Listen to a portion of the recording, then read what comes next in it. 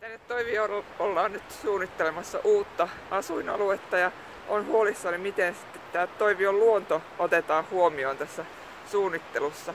Ollaan nyt tässä koulun takana ja tähänkin on suunniteltu tiealuetta, että miten tämä lasten leikkipaikka ja luontoon tutustuminen sitten sujuu.